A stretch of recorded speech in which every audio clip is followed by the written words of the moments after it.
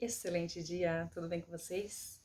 Então, hoje eu vim aqui para levar um papo reto com vocês.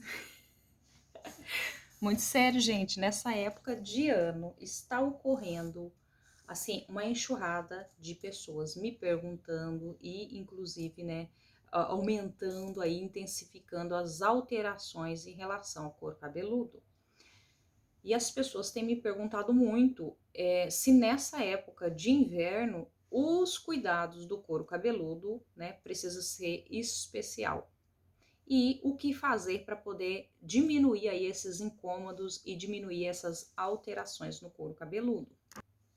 Pois bem, é muito normal essas alterações aí no couro cabeludo, né, intensificar ou desencadear, sim, nessa época de inverno. Isso acontece por vários motivos, dentre eles eu vou citar alguns bem comuns aqui.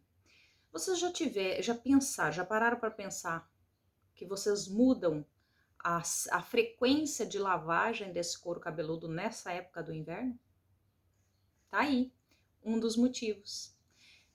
Pensa que eu também tenho dificuldade, aquele dia que tá frio, mas é o dia de lavar o couro cabeludo. Você fala, meu Deus, eu preciso lavar esse couro cabeludo, porque eu lavei antes de ontem, por exemplo. Ontem eu não lavei, hoje é dia, o couro cabeludo já começa a mostrar que precisa dessa lavagem. E aí, ai, mas tá frio, mas eu vou dar um jeitinho, o cabelo ainda tá bom. Isso é comum nessa época do inverno, mas não é ideal. O ideal é irmos, independente se está mais frio ou menos frio, manter o cuidado aí com a frequência de lavagem, né, necessária aí para o seu couro cabeludo. E eu digo para o seu, por quê? Porque a partir do momento que esse paciente, por exemplo, chega para mim e eu faço uma avaliação, eu vou identificar a necessidade de lavagem desse couro cabeludo naquele momento. Isso pode mudar, né? Dependendo da alteração que está sendo acometida, que tem ali naquele couro cabeludo, é uma frequência de lavagem diferente da outra, que é outra alteração. Pois bem, a segunda questão é, além da frequência, qual a temperatura que você tem usado para poder lavar esse couro cabeludo e essa haste? Por quê? A temperatura, né, ideal para lavar o couro cabeludo não deve ser a água nem fria demais, né, nem fria, e nem quente. A temperatura ela deve se manter ali no máximo na temperatura corporal para morna, aquele morno, né? É uma água morna, mas para quebrar da frieza do que para quente. E se vocês observarem, tem uma questão bastante interessante. Você coloca a água, né, aqui na palma da mão. Você sente uma temperatura. Quando você coloca no couro cabeludo, você sente outra. Então, essa água aqui, quando ela já está bem quente, ela não está ideal para colocar aqui. Porque geralmente aqui você sente uma temperatura um pouco mais, essa água um pouco mais fria. E aí você tem que medir sempre pela temperatura do couro cabeludo, né? Mais intensa em relação à temperatura corporal. Então, água morna para lavagem, tanto do couro cabeludo quanto da haste. Mas nada de água quente, água muito esperta ou água fria, ok? Por quê? A água quente, que é muito comum nessa época, as pessoas lavarem o couro cabeludo, vai levar esse couro cabeludo a algumas alterações. Vai estar aumentando, por exemplo, a irritabilidade do couro cabeludo, aumentar a oleosidade, e essa produção de oleosidade em excesso vai fazer com que esse couro cabeludo comece a ter sebo, né? Aumenta o acúmulo ali de sebosidade, porque também tem a parte interna, mas tem a parte externa, aquela sujidade, a sujeira que vem, né, do ar ali e assenta no couro cabeludo. E isso vai desencadear aí essas irritações, vai começar a coçar esse couro cabeludo, obviamente. Com a coceira, a pessoa vai e coça com a unha, vai ferir esse couro cabeludo, vai levar a essa irritação. E essa irritação nesse couro cabeludo, né?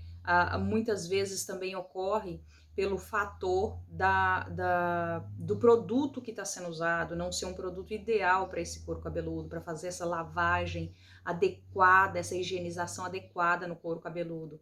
E aí, esse produto, por exemplo, não fez o enxágue, né, adequado, e esse produto vai ter acúmulos ali, né, de resíduo, vai ficar resíduos ali, vai estar entupindo os bulbos capilares, por exemplo, vai estar fazendo com que diminua a oxigenação nesse couro cabeludo, e isso tudo começa a desencadear aí caspa, dermatites, né? Aumenta a pessoa que já tem isso vai aumentar, e quem não tem pode começar a desencadear essas alterações no couro cabeludo, levando até mesmo a o início aí ser um gatilho aí para uma possível queda do cabelo. Na questão da haste, do fio do cabelo, esse impacto, por exemplo, com a água quente vai levar ao ressecamento do fio, vai ficar um cabelo sem brilho, mais opaco, né? Porque vai abrir demais essas cutículas, e esse cabelo ali não tendo o tratamento adequado, ele vai ficar, né, com essas características, ele começa a ficar mais quebradiço e começa a ficar mais opaco, perde o brilho pelo excesso aí de temperatura nesse couro cabeludo. Pensa que é só a chapinha, que é só secador que danifica? Não, a água, a temperatura da água também danifica o fio do cabelo. Obviamente que isso também tem relação com, por exemplo, nessa época de inverno, as pessoas diminuir a ingesta de água, diminuir a hidratação corporal, né, de água, de chá, ali a hidratação corporal diminuindo vai ocasionar o quê? Vai ocasionar essa alteração na haste também. Isso vai refletir no cabelo, porque o cabelo nada mais é do que o reflexo do que está aqui, do que é o nosso, do que está sendo o nosso organismo, né? E se esse organismo está desidratado, obviamente, ele não vai enviar hidratação interna para os fios, manutenção aí, né, lipídica, na questão da hidrolipídica e do fio de cabelo. E isso vai fazer com que esse cabelo também resseque e quebre, obviamente. E para finalizar, o ideal é manter, né, independente de estar no inverno, manter a higienização desse couro cabeludo. O mínimo do mínimo é 3 vezes por semana, mas o que eu costumo falar é, cada pessoa tem uma necessidade individual, e isso também em relação ao couro cabeludo. O couro cabeludo vai mostrar a necessidade ali de higienização desse cabelo.